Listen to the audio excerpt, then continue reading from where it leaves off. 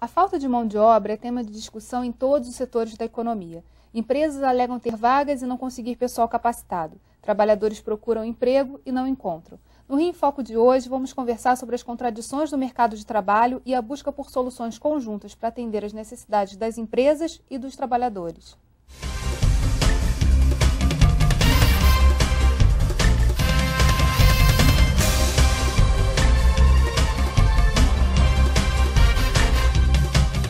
Há algum tempo se fala em apagão da mão de obra. No entanto, o país tem 8 milhões de desempregados. Para falar sobre isso, convidamos Ilan Goldman, presidente da ACESPRO, Associação das Empresas Brasileiras de Tecnologia da Informação, Software e Internet, e Ana Cláudia Gomes, coordenadora de Relações Institucionais do Secom-se Rio, Serviço Social da Indústria da Construção do Rio de Janeiro. O mercado de trabalho tem exigido cada vez mais e melhores qualificações. O trabalhador, mesmo quando qualificado, não consegue emprego por não ter experiência, por ter mais idade ou por não conseguir passar nos testes de recrutamento. Nossa equipe de reportagem ouviu especialistas. Vamos acompanhar. Eu preciso de 1.200, 600 agora para poder entrar na base da pirâmide da área de produção, conhecendo o processo siderúrgico, mas eles vão fazer carreira lá dentro. E 600 fica como banco de dados e o mercado está disponível também, quem tiver interesse. Vamos discutir a nota de corte. Nota de corte do teste de matemática e português de segundo grau. Que nota você esperaria? Falei, no mínimo 8. Para ter 8, para eu treinar esses 1.000 que você está querendo, eu preciso ter no mínimo 30 mil candidatos. Aí ele me convenceu a ficar no 6. De 9.300 candidatos, teve 1.105 aprovados. Na busca de soluções, muitas empresas aproveitam os grandes eventos para recrutar profissionais e encaminhá-los para vagas que estejam disponíveis. Na verdade, qualquer contato que nós tenhamos com o público é uma oportunidade para a captação de talentos. E a gente achou que aqui, como é um mercado muito específico desse tipo de mão de obra, que hoje é muito escassa no mercado, nós entendemos que aqui seria um lugar perfeito para essa captação de talentos. Nós temos todo um caminho de treinamento, de acordo com a função da pessoa, uma série de treinamentos que a pessoa vai ter que percorrer até conseguir executar na prática aquela atividade para que ele foi contratado. Esses eventos também são ponto de encontro para universitários e empresas. O projeto piloto começou em 2002, com 150 alunos e 6 instituições de ensino. Em 2010, 8 anos depois, já conta com 25 instituições de ensino, tanto universidades quanto da área técnica, e 2.000 alunos inscritos. Nós entramos numa fase, vamos dizer, de desenvolvimento tecnológico e educacional muito mais tarde do que os outros países, não é verdade? Então, o que nós estamos a verificar agora é que a quantidade de instituições que precisam se capacitar e se habilitar para proporcionar essa, vamos dizer, formação, isso demanda tempo. Não adianta produzir uma educação, uma formação que não esteja atendendo aos requisitos necessários para o dia a dia das empresas e das instituições. Eu pretendo me especializar em áreas degradadas. Eu vim com o objetivo de ganhar algum conhecimento sobre a área, né? Acho que essa feira é muito importante para a gente agregar conhecimento também, ver quais são as empresas que estão na nossa área, com quem que a gente vai estar se relacionando. Eu estou no 4º período, então eu vim para ver se eu consigo descobrir, né, uma área específica. Vejo nesse congresso uma chance de aprimorar os conhecimentos, porque é uma coisa do futuro, né? Petróleo é futuro. Uma possibilidade de estar buscando novos conhecimentos e experiências também de profissionais também. Estágio hoje a gente não está procurando, no entanto, outras feiras virão e a procura por estágio vai começar daqui a pouco. Bem, a gente vê que os setores variam um pouco, mas todas as empresas estão correndo atrás também de formar a mão de obra que ela necessita. Então, queria saber como é que isso ocorre no setor da construção civil, Ana.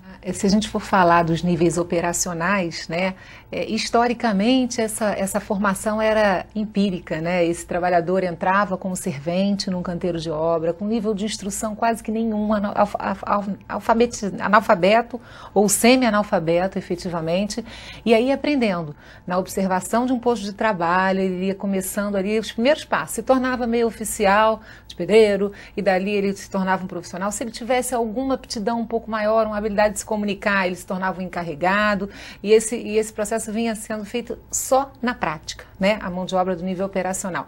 Hoje, né, os processos construtivos estão evoluindo, né, as empresas estão investindo em novas tecnologias e essa formação não mais responde às necessidades do setor. Então, hoje, realmente, nós estamos vivendo um grande momento de mudança, onde o volume de negócios está sendo aumentado de uma maneira enorme e a gente tem ainda uma formação muito arcaica. Então, hoje é a hora realmente de mapear novas oportunidades, novas formas de formar, identificar as escolas e preparar esse homem para ele ingressar de forma diferente no mercado de trabalho. Na área de tecnologia da informação, Ilan, como é que é essa relação das empresas com o mercado de trabalho? A nossa mão de obra é uma mão de obra que deveria saber matemática e lógica.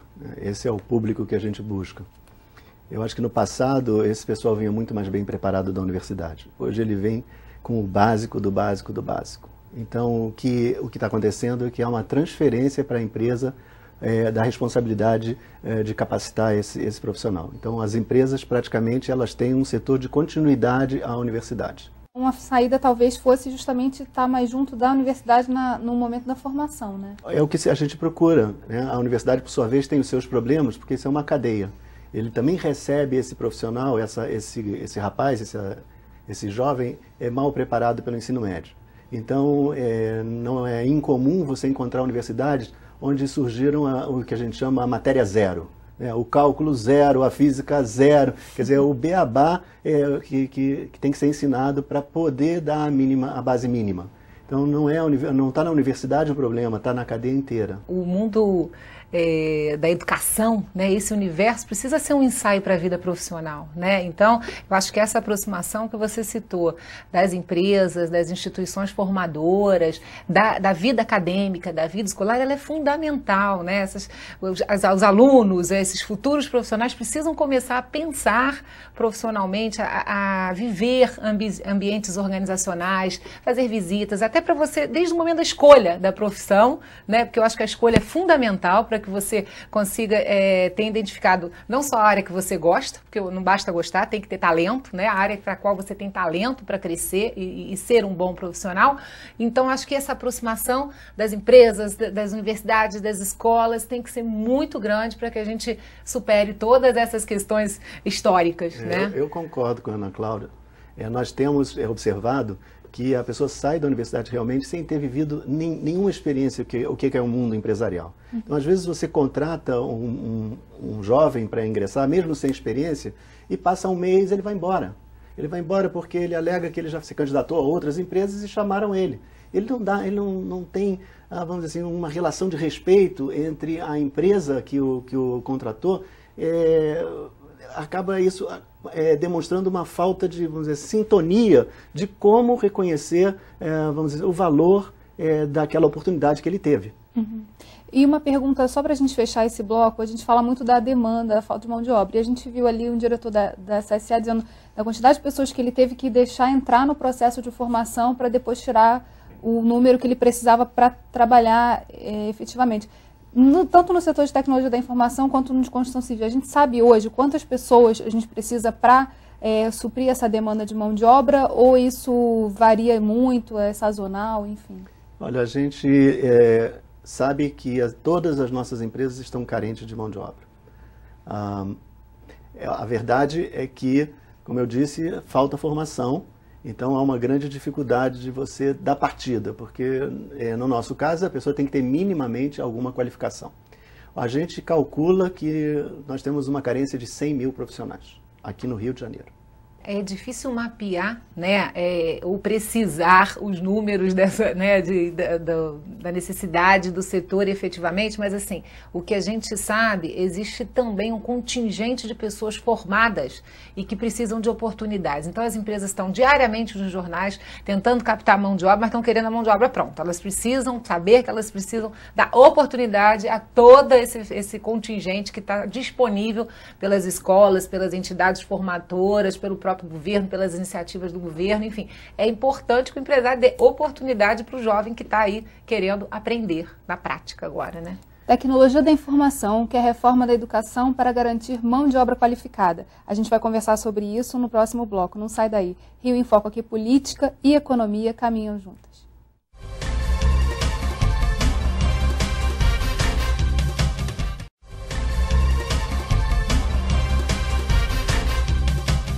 O país cresceu, o Estado cresceu, mas a qualificação de mão de obra para acompanhar esse crescimento foi esquecida. Nos primeiros 6 meses de 2010, o Ministério do Trabalho concedeu mais de 12 mil autorizações para estrangeiros trabalharem no Brasil.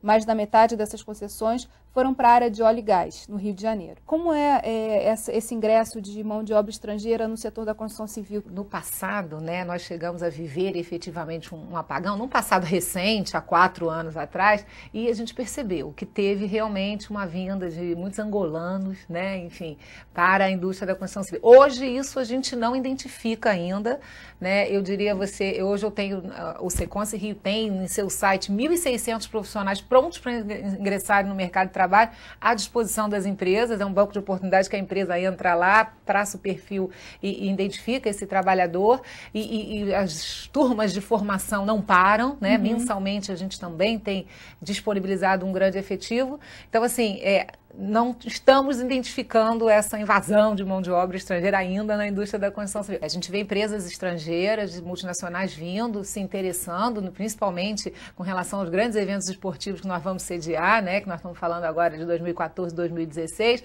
O setor realmente vai ter muito volume de negócios e tem muitas empresas vindo conhecer os projetos para se candidatarem aos editais desses projetos. Mas a gente acredita, inclusive, que o governo vai assegurar que essa mão de obra que a gente está preparando e formando seja inserida nesse processo. E no setor de tecnologia da informação? Olha, Geis, a gente sempre conviveu com empresas de fora, né? As empresas vinham, se instalavam aqui, mas de uma maneira geral usavam a mão de obra nossa. O que acontece é que o nosso setor ele se baseia muito na terceirização. E hoje com a internet você pode terceirizar de qualquer lugar do mundo. Então não é incomum encontrar empresas que contratam profissionais que estão na Índia, que estão na Europa Oriental, para desenvolver software e internalizar esse software. Então isso é muito comum. E nós também fazemos o processo inverso. Nós também vamos lá e vamos oferecer os nossos serviços para fazer o trabalho aqui e ser instalado lá. Então, nesse aspecto, a gente não está sentindo, vamos dizer assim, a entrada de profissionais. A gente sente, sim, a entrada de empresas, como na construção civil. A gente fala na abertura do programa sobre a quantidade de mão de obra desempregada. Como que o setor trabalha com experiência? Como é que ele faz para absorver essa mão de obra que está desempregada? No nosso caso, a gente pega sem experiência. Para nós, o importante é que ele passe por um teste psicotécnico, que ele mostre que ele tem capacidade de lógica, de matemática, independe de qual setor que ele vem. Ele pode ser químico, ele pode ser dentista, ele pode ser médico. Por enquanto pode, né? Porque o governo pode querer regulamentar a profissão e acabar com isso, que seria um desastre total para o nosso setor. Então, nesse momento, se a pessoa tiver uma formação técnica de boa qualidade, ou ele tiver uma formação universitária em que ele tenha esse conteúdo de lógica, de matemática, ele vai ter a oportunidade de aprender dentro das empresas como agir, como fazer, enfim, pode ter uma carreira dentro da empresa. Você tem alguma atuação assim para justamente sensibilizar o empresário da necessidade de absorver essa mão de obra? Eu diria que essa é uma dos nossos principais desafios, né, dos nossos principais compromissos, né, quer dizer, com essa indústria, é sensibilizar esse empresário da importância dele abrir o canteiro de obra dele para essa mão de obra que vem de um programa de qualificação. Não é só o empresário, todo o contingente que está empregado, que de repente recebe um pedreiro que tem uma enorme experiência e que recebe um outro pedreiro que vai ganhar o mesmo que ele, com uma produtividade muito menor. Este trabalhador precisa também ser preparado para entender esse processo, né? Tanto que nós começamos a colocar esse trabalhador direto como pedreiro, mesmo sem nenhuma experiência prática, e aprendemos que ele precisava entrar como meio oficial de pedreiro, e depois de 3 meses, aí sim, praticamente conhecendo as rotinas mínimas daquela função, ser promovido a pedreiro para não ter a resistência nem do nível operacional. Então são aprendizados que essa mudança, dessa forma de entrar a mão de obra vem nos trazendo, né? Então eu acho que essa é uma das nossas principais metas, né? Sensibilizar empresários e trabalhadores. Recentemente a SESP fez um debate sobre pensando o setor de tecnologia da informação. E uma das demandas que surgiu foi justamente essa questão da mão de obra. Eu queria que o senhor falasse um pouco mais sobre isso. A gente faz anualmente um seminário para que os empresários tenham a oportunidade de pensar suas estratégias, né? O que nós devemos fazer para o futuro. E esse ano nós vamos pensar o Rio de Janeiro. O que a gente quer para o Rio de Janeiro? E convidamos o setor, não só o nosso setor, mas também os nossos clientes, que também fazem parte do setor, né, quem compra os nossos serviços, e em todas as esferas o problema apontado como problema número 1 é a carência de mão de obra. Né? Isso é fácil de entender. Há 10 anos atrás, se você fosse para uma escola de primeira linha aqui do Rio de Janeiro, citando um exemplo como Santo Inácio, por exemplo, e você fosse verificar quantos alunos desejavam fazer vestibular e escolher o assunto tecnologia da informação, você tinha assim 20%, 30%. Então, numa turma de 200 alunos, você tinha 60, 50 alunos escolhendo essa área. Passaram-se 5 anos, fizemos a mesma pesquisa, numa turma de vestibular desse nível de escola, tinha 1, 2. Então, isso demonstra como que o engenheiro, ou como esse tecnólogo, como ele perdeu valor dentro do nosso país. Imagino que na construção civil tenha acontecido a mesma coisa, né?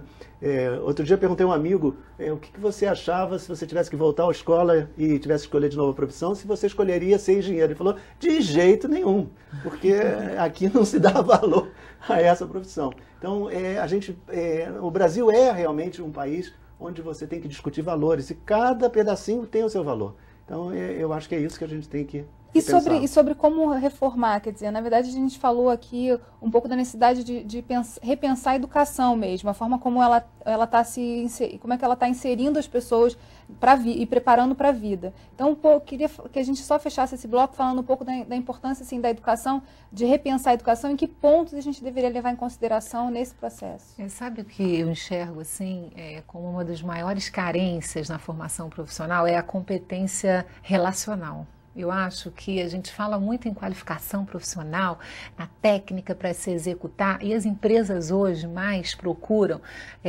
aqueles profissionais que têm competência de se relacionar com outras pessoas, de pensar a atividade, de pensar estratégias, de reinventar o processo produtivo, né? Então, assim, eu diria assim que em todos os cursos que o Seconce oferece, até para o nível operacional, a gente vem dando ênfase na área comportamental, na área atitudinal, porque a partir do momento em que eu quero, eu desejo, eu consigo enxergar, eu me torno um profissional diferenciado no mercado, né? Então, eu acho assim, na minha opinião, hoje, o grande ato de formação, e as escolas não se preocupam com isso, como eu me relaciono, né? Como eu falo em público, como eu penso para frente, como eu faço um planejamento pessoal, como eu ensinar essas pessoas as questões básicas, né? O que é qualidade, ou seja, todas aquelas coisas que fazem parte do universo, do mundo do trabalho e que são apresentadas ao jovem só lá na frente, quando ele vai entrar. Então, acho assim, a competência relacional e atitudinal é a coisa mais importante hoje para mim no mercado de trabalho. Eu penso que a questão da educação é um problema estruturante no Brasil. Eu acho que nasce desde a forma como a educação é levada a cabo. Então, você divide as responsabilidades por 3 setores, o governo municipal, o estadual e o federal, cada um pega o seu quinhão. E o que a gente assiste? A gente assiste que muda de governo, o municipal resolve fazer uma reforma e o estadual, quando chega a sua vez, faz outra reforma e a universidade, idem, faz a sua reforma. Não existe uma continuidade, não existe um plano de governo. Isso não é um objeto, a educação não é um objeto que pertence a um governo, uma linha que dependa de um partido. Isso tem que ser suprapartidário, na minha opinião. E a educação é um processo dinâmico, ou passou a ser um processo dinâmico com a evolução da tecnologia. A gente sabe que ciência e tecnologia é a chave para que um país se torne um player global, que ele possa participar do que acontece no mundo. E se a gente não fizer uma revolução que começa na educação, mudando o paradigma, quer dizer, não vamos adaptar, não vamos dar o jeitinho brasileiro, porque assim a gente vai conseguir. Não vai ser aumentando o número de universidades, mas sim fazendo uma mudança. Os temas são diferentes na universidade, as escolhas de carreiras são diferentes na universidade. Da mesma maneira, isso vai indo de cima para baixo. Acontece isso no ensino médio, acontece isso no ensino fundamental. Então a gente tem que parar com essa brincadeira e levar a educação a sério. É isso que eu acho que é o problema do Brasil. Só que, assim, é uma questão também complexa, porque na verdade para fazer esse processo todo demanda tempo. E aí a gente vê que, na verdade, é um processo que não existe esse tempo, né? Existe uma sensação de urgência sempre, o tempo inteiro. Então, assim, só para jogar mais um pouquinho de pimenta na discussão, pensar assim, de que maneira a gente só fechar o bloco falando assim, como é que a gente soluciona isso, assim, ou não soluciona, enfim. Eu acho, Geisa, que esse é um aspecto cultural do Brasil. A gente faz tudo no fim, quando está chegando perto do final. Então, vamos estabelecer que nós já estamos no final. Vamos reconhecer. Vamos reconhecer, nós estamos à beira de um apagão. Então, já estamos no final. Então, é melhor a gente esquecer essa geração e começar tudo de novo. Eu acho que tem que ter uma atitude radical. Não podemos mais imaginar que vamos dar mais um jeito, mais um jeito, mais um jeito. Essa geração segue no caminho que está, mas toda uma nova geração começa do zero. Vamos começar a fazer aquilo que é feito em tantos países. A gente escuta o exemplo daqui, o exemplo dali, da Coreia, dos outros países asiáticos e assim por diante. E daí?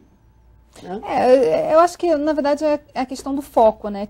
Tinha um foco. A Coreia definiu qual era o foco dela e foi nesse caminho. As coisas se ajustaram no processo e se unificaram. Acho que Eu entendo que as empresas estão tomando para si. Enquanto a gente não pode aguardar uma política que seja acima de uma questão partidária, que dê continuidade ao processo da reforma na nossa educação de uma maneira maior, as universidades corporativas são uma realidade. Elas crescem a cada minuto, né? Quer dizer, as empresas estão realmente tomando para si, embora seja mais um ônus para o empresário, elas estão tomando para si essa responsabilidade. Então, eu acho que esse tem sido um caminho, sim, enquanto a gente tenta trabalhar para uma reforma definitiva em toda a base da questão educacional. E aí com todo mundo, né? Construção e tecnologia na COP e nas Olimpíadas. A gente volta já. Rio em Foco aqui, política e economia caminham juntas.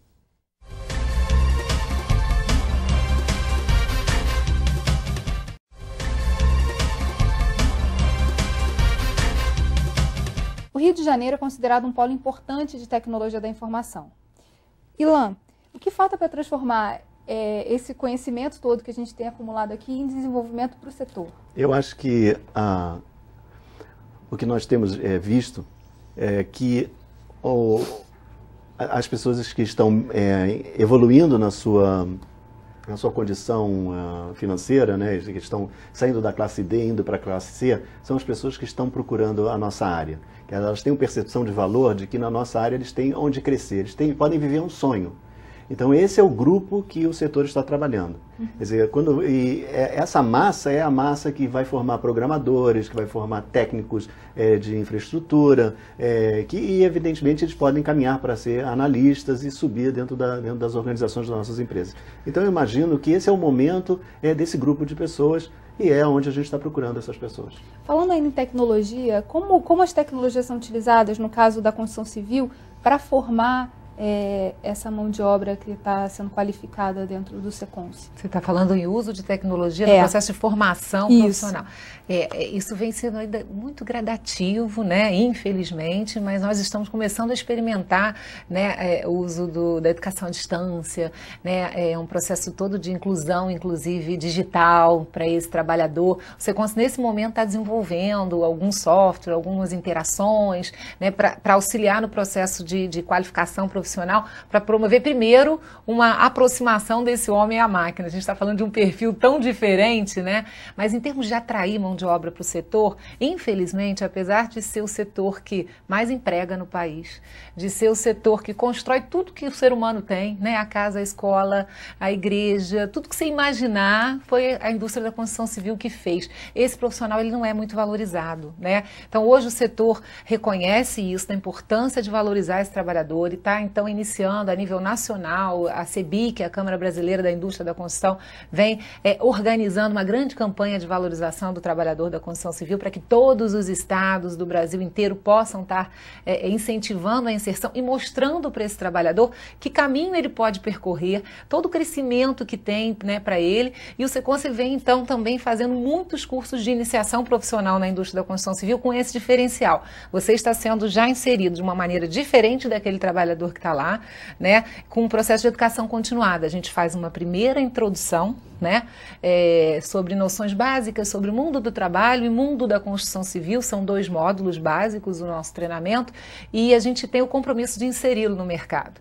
Né, numa parceria com o Senai, num curso de 160 horas dessa iniciação, nós já formamos 2 turmas e 100% está inserida. Então, assim, é um processo que iniciou esse ano, né, numa parceria muito nova e que a gente está acreditando muito, e essa proposta é uma educação continuada. Ele entra como ainda servente, mas ele reconhecendo no ambiente de trabalho aquela profissão onde ele mais se identificou, ele já tem todo o básico de construção civil, ele conhece o que é um canteiro, ele conhece as principais tarefas, reconhecendo, eu quero ser um pintor, um pedreiro, um carpinteiro, eu conheci, ele escolhe e dá continuidade. É um pouco o que o Ilan falou da visão de futuro, né, de vislumbrar naquele setor. Exatamente. Como é que ele cresce ali. Eu tive uma experiência interessante, a gente, dentro da associação, que nós apoiamos muitas ONGs, né?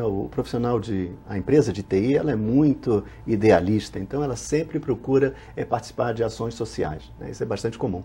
E a gente tem visto nessa questão da inserção digital, para o teu público, que a grande questão do uso da tecnologia da informação para eles é a elevação da autoestima.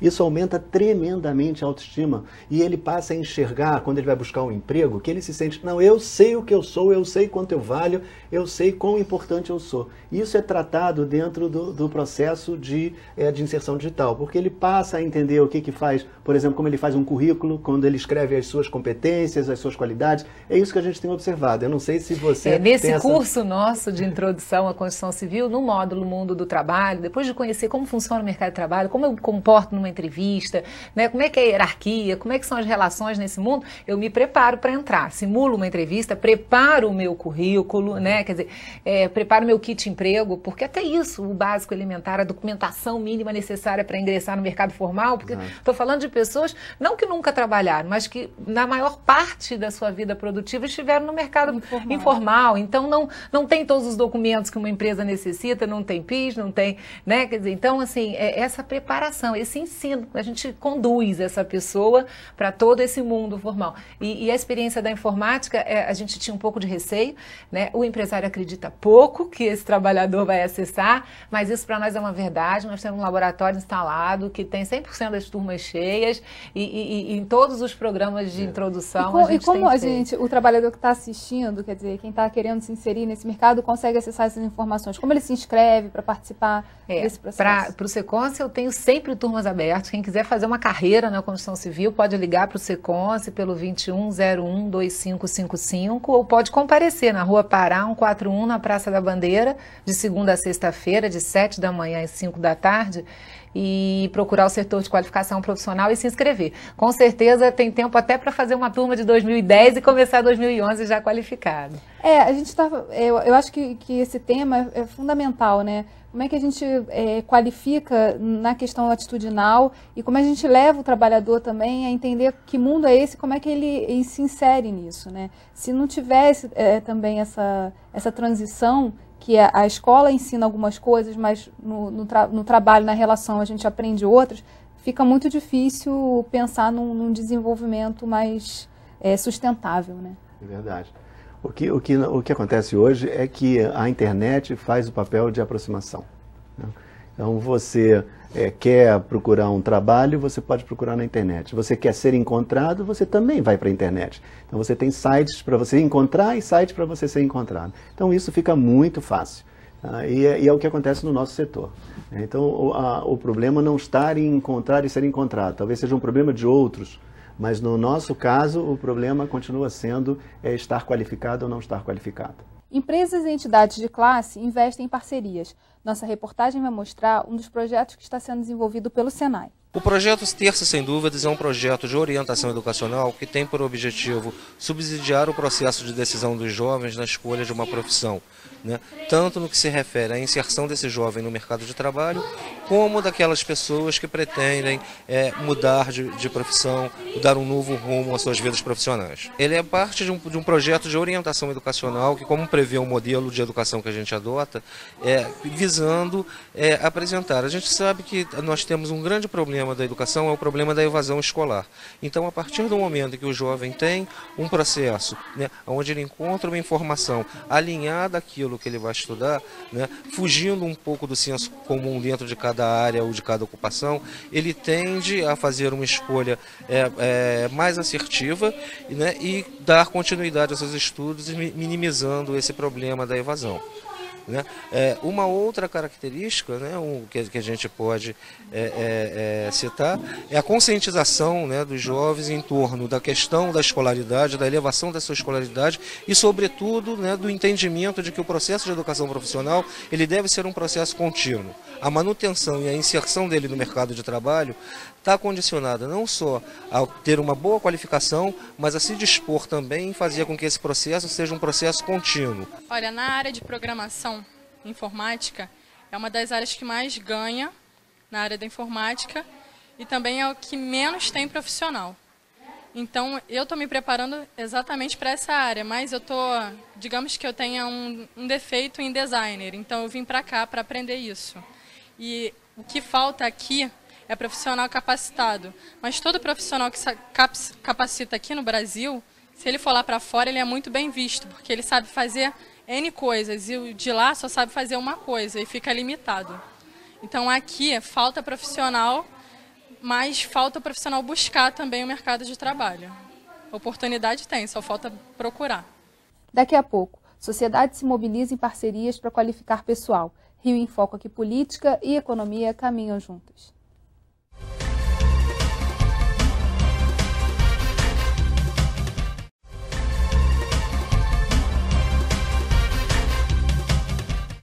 Nessa esteira de busca de soluções, a siderúrgica ThyssenKrupp CSA fez uma parceria com a Secretaria Estadual de Educação para oferecer ensino médio integrado à educação profissional na zona oeste da cidade do Rio de Janeiro. E o Fórum de Desenvolvimento Estratégico do Estado criou a Rede de Formação Profissional Tecnológica Continuada. Veja como vai funcionar. De olho nas oportunidades oferecidas pelo pré-sal e por eventos como a Copa do Mundo e as Olimpíadas, instituições como o ERJ, PUC e Fundação Roberto Marinho se uniram ao Fórum de Desenvolvimento Estratégico da Alerj para criar uma rede de formação continuada. O objetivo da rede é que a população possa acessar cursos livres, gratuitos, para se capacitar profissionalmente e aumentar o nível de empregabilidade. A gente vem já desenvolvendo uma série de trabalhos e estudos aqui, e o mais importante é que está havendo uma interação muito grande das entidades privadas, do poder público, e está havendo uma abertura total no recebimento de propostas, informações. Essa interação é fundamental para você ter resultados positivos. Toda instituição, independente da sua finalidade última, trabalha com educação, ou com a qualificação do seu próprio pessoal, ou com um trabalho voltado para o público externo. O que a gente vai fazer nesse caso é associar isso tudo numa grande rede. O portal vai funcionar como uma vitrine de cursos gratuitos para que o cidadão se capacite por meio de um computador. A certificação dos cursos será especificada pela instituição que oferecer a formação. Nós pegamos as prioridades estratégicas do Estado do Rio de Janeiro, do seu governo e da sua população, e vamos atender essas demandas através do oferecimento de atividades de formação. A rede pretende lançar o portal até o final do ano para testes. Serão oferecidas inicialmente atividades de capacitação nas áreas de transporte, energia, turismo, tecnologia e inovação, serviços e logística. Tem aí vários exemplos de iniciativas que estão sendo tomadas.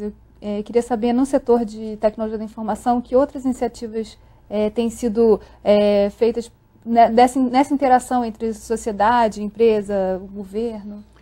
Nós temos uma iniciativa junto com o governo federal, a partir do Ministério do Trabalho e do Ministério da Ciência e Tecnologia, em que nós constituímos uma parceria buscando incentivar jovens que sejam de comunidades carentes e que eles possam ter uma oportunidade de trabalho, quer dizer, eles possam ser qualificados e capacitados em assuntos específicos, bem específicos, e as empresas assumem o papel de garantir a empregabilidade daqueles que tiverem um melhor desempenho. Então, no nosso modelo, o que nós fazemos é uma relação 3 para 1. De cada 3 jovens que fazem o curso e terminam, né? Que essa é uma outra questão. Um terá a garantia do emprego dado pelo que a gente chama de empresa madrinha. Esse processo começou no sul do país no ano passado. O projeto teve uma série de melhorias a serem implementadas e nós aqui no Rio de Janeiro então abraçamos essa causa e tivemos esse ano uma turma de 90 jovens que foram escolhidos entre 1.000 jovens, escolhidos pelas empresas madrinhas. Essa era uma das questões importantes, né, que a empresa ela se obriga a ter essa contratação, portanto ela tem o direito de participar do processo seletivo.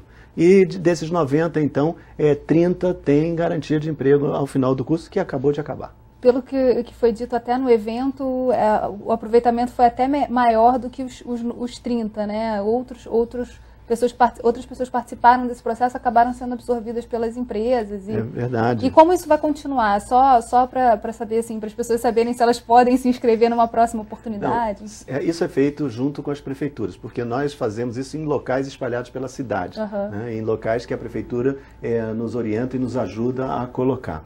Então você tem uma turma que vai acontecer na Zona Sul, outra na Zona Norte, na zona rural, né? E isso para que a gente consiga uma maior abrangência. Mas o que nós estamos nesse momento é avaliando essa turma para que em 2011 a gente possa repetir o modelo aperfeiçoado, né? A gente aprende muito com os casos. Isso é uma iniciativa pioneira, então você tem realmente que fazer uma série de aperfeiçoamentos. Mas o mais importante é que aquelas empresas que foram as empresas madrinhas, elas ficaram satisfeitas. Então, se as empresas madrinhas estão satisfeitas, elas vão repetir e outras empresas madrinhas vão adotar e, quem sabe, em vez de 90 crianças, né, que 90 jovens, não são crianças, acima de 17 anos, mas esses jovens, eles possam ter mais oportunidades com mais empresas madrinhas. A gente talvez tenha 200 vagas, 300 vagas, e a gente consiga, então, multiplicar. Esse é o modelo que nós estamos adotando. É uma iniciativa bastante importante do setor, porque você não está buscando um jovem que fez uma universidade, você está buscando um jovem que mal terminou o ensino médio. Então, e você está juntando a questão educacional com a questão do emprego, que eu acho que isso é a chave principal do sucesso. Eu notei na discussão que a gente está tendo aqui que tem que ter um processo de sensibilização. E dentro dessas iniciativas em que o governo faz parcerias com as empresas e as universidades também entram para entender um pouco como elas atuam, que a gente começa a colocar a tecnologia a favor dessa formação profissional, você vai juntando pecinhas de um quebra-cabeça, né? Então, para a gente fechar o bloco, a gente tem várias iniciativas. Queria ouvir também um pouco da construção civil, como isso tem ocorrido, falar um pouco assim do papel de cada um, né? A gente agora tentando organizar um pouco todas essas informações, o papel de cada um nesse processo por uma solução rápida desse apagão, né? Para a gente lançar uma luz aí nesse... Eu acho que eu acabei me antecipando no bloco anterior e falando um pouquinho das iniciativas da construção civil na linha de formação de um novo contingente. E todo esse processo ele é feito através dessas parcerias, né? Eu não consigo acreditar. No primeiro momento, o Seconce, o que é o Seconce? O Seconce é uma entidade que representa 1.000 empresas de construção na cidade do Rio de Janeiro, né? Nós somos mantidos e financiados, né? Gerenciados pelos empresários. Então, eles já são parceiros por si só de todas as iniciativas. Na verdade, eles que pensaram essas necessidades, né? E são também os demandantes. Então, existe aí um compromisso natural, né? O Seconce apenas é um facilitador desse processo e vem formando turmas a cada mês, turmas de 35 alunos, né? Uma parceria com o Senai hoje nos permite dar um gás maior, porque financiar isso tudo, além de todos os outros serviços de saúde que o Seconce tem que disponibilizar para essa indústria que investe nele, é um pouco complicado. Então, assim, parceiros a gente sempre está procurando, né? Nosso objetivo é sempre estar investindo mais em formação. Então, acho que cabe ao empresário realmente abrir as portas e dar oportunidade, cabe ao governo também colocar recursos à disposição para que todas essas iniciativas sejam, de alguma maneira, bem-sucedidas. Eu acho que todos os processos devem ter muito compromisso com o recrutamento de quem a gente vai estar depois treinando, sabe? Eu acho que lá atrás, o início do processo é fundamental. Recrutar a pessoa certa para inserir numa uma atividade de qualificação para você garantir a permanência, né, e não ter muita evasão depois de um grande investimento feito, né? Algumas parcerias que nós estabelecemos na hora de colocar a pessoa no mercado de trabalho mostraram que às vezes a pessoa entra com o interesse de se qualificar para prestar um serviço autônomo, né? E a gente não pode se dar ao luxo disso. Eu preciso inserir gente no mercado formal, o mercado formal está precisando, né? Tem que incentivar isso. Então, essa questão tem sido muito importante. Ilan, só para a gente fechar nessas missões de cada um. Não, olha só, a gente comete um erro quando a gente fala de empresa de informática. A empresa de informática e a academia, elas se misturam. É difícil você falar do empreendedor, né? Nós nem usamos o termo empresário no setor de informática, a gente sempre coloca como um empreendedor. É aquele que nasceu numa incubada de uma universidade, muito provavelmente ou foi um aluno que dentro da universidade começou o seu negócio, ou até professores que junto com alunos começaram negócios aprendendo dentro da universidade, a partir de pesquisa dentro da universidade. Então é claro que todo esse trabalho que nós fazemos como ProSoft, como outros, são sempre em parceria com as universidades. É difícil separar esses dois grupos. Né? Nós estamos sempre juntos. O que acontece com o governo, o seu papel, é o papel realmente de aumentar o valor que ele coloca na questão da ciência e tecnologia. Né? Ultimamente, no Brasil surgiu na lei de inovação, apareceu a oportunidade de que você tenha a possibilidade de fazer investimentos em empresas sem que isso passe pela universidade. Como disse, normalmente é a mesma coisa, mas apostar que uma empresa possa desenvolver um determinado projeto, um determinado produto. Isso significa absorver mais gente, absorver mais mão de obra. O que está acontecendo no Brasil nesse momento é que o governo acha que ele sabe o que a empresa precisa fazer. Então, em vez de ele avaliar a inovação que a empresa está pesquisando, em que ela está vendo o que os outros países estão fazendo, em que ela está tentando ser um partícipe, ele vem determinando, não, eu vou permitir apoiar um determinado projeto, desde que seja nessa área, como se ele tivesse realmente o conhecimento, vamos dizer, detivesse todo o poder de decidir aonde deve colocar o recurso. Então, vamos dizer, o meu desejo e o meu apelo é que o governo escute a sociedade. O governo tem que parar e olhar e dizer assim, sociedade, o que vocês precisam? Ele é deixar acontecer. Permitir que a gente participe desse processo decisório. Tudo bem, não vai ser tudo, não vai ser para todos, mas que a sociedade faça parte dessa escolha, porque nós somos uma parcela importante. O governo só existe por causa da sociedade. Bem, infelizmente a gente já chegou ao fim do nosso programa. Eu queria agradecer a você, Ilan. Obrigada, Ana, e obrigada a você que nos acompanhou. O Rio em Foco é o programa do Fórum Permanente de Desenvolvimento Estratégico do Estado do Rio. Para acompanhar os nossos debates, acesse a nossa página na internet ou as nossas redes sociais. Você também pode assistir esse programa no site www.rioemfoco.rj.gov.br e pelo www.tvalerj.tv. TV Alerj, o canal do povo fluminense. Até a próxima.